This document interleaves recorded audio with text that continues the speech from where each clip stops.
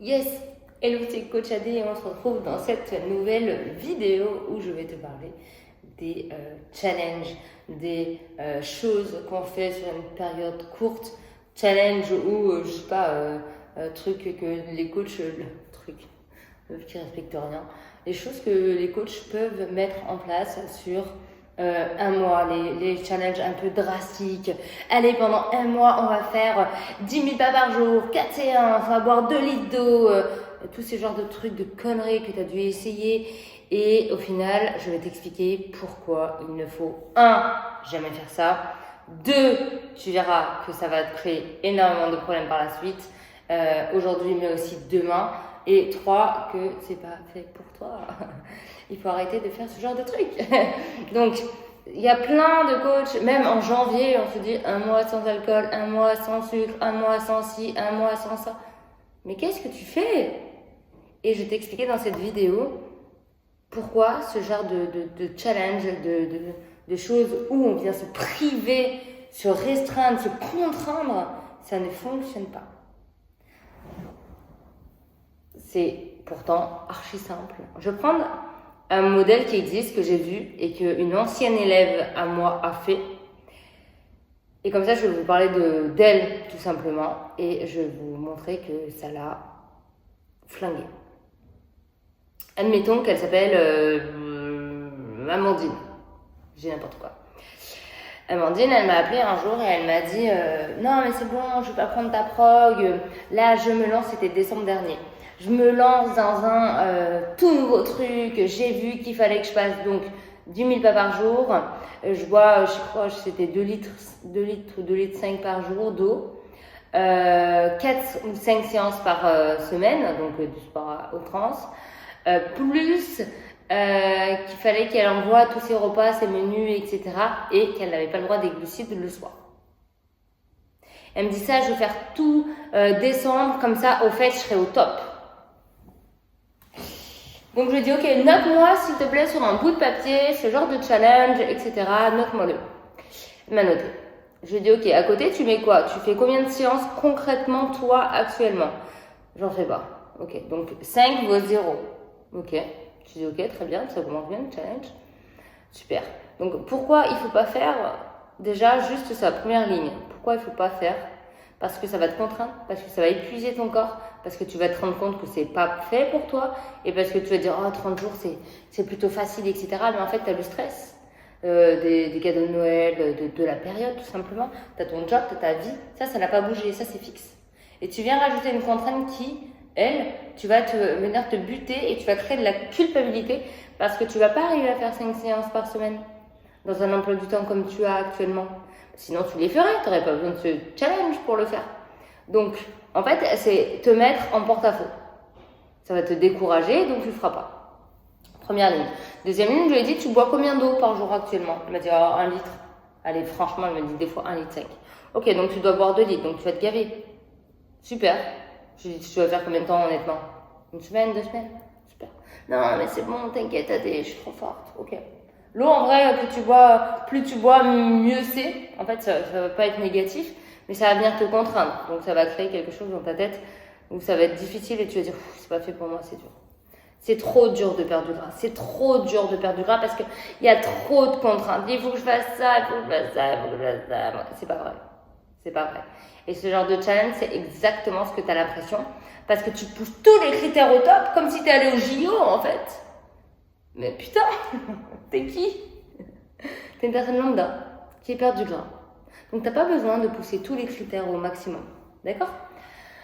Il faut surtout pas le faire, d'ailleurs. Le NEAT, 10 000 pas par jour. Ok, je dis là actuellement, tu fais combien? Wow, elle me dit j'ai un job hyper sédentaire. En plus, c'est le stress au bureau, etc. Elle me dit c'est la merde. On me dit je fais 3 000 pas, quoi. C'est d'accord. Donc là, de 3 000, tu vas passer à 7 000. Tu vas plus 7 000 pour faire 10 cas. Et du coup, tu vas faire quoi? Tu vas t'arranger comment? Ouais, c'est pas grave. J'irai avant, après, machin. Donc, tu vas encore te contraindre. Ok. Je dis, mais n'oublie pas que tu as tes 5 séances de sport à faire. Ouais, mais c'est bon, etc. Et en fait, à chaque fois que tu viens ajouter une contrainte, intérieurement, tu vas te dire, au début, tu vas dire, c'est trop facile, c'est trop bien, je vais y arriver, tu vas te convaincre d'y arriver, en fait, tu vas pas y arriver. En fait, c'est pas méchant, c'est pas du tout contre toi, mais tu vas pas du tout y arriver. Parce qu'en fait, tu n'as pas du tout la préparation et l'organisation pour. Donc, ce genre de challenge et de trucs comme ça, et je vous parlerai ensuite de supprimer les glucides, etc. Mais c'est pas fait, c'est fait pour personne. En vrai, je veux dire, c'est pas fait pour tout le monde, mais c'est fait pour personne parce que personne n'a l'emploi du temps pour. Si tu le fais pas actuellement, c'est qu'en fait, tu n'as pas pu ou su t'organiser pour le faire. Donc, ne va pas t'emmerder à le faire dans une période des plus stressante en plus.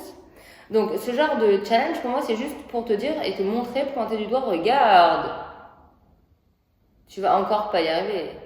Et c'est horrible, horrible, horrible. C'est pour ça que, honnêtement, c'est très difficile pour moi de voir les personnes faire ça.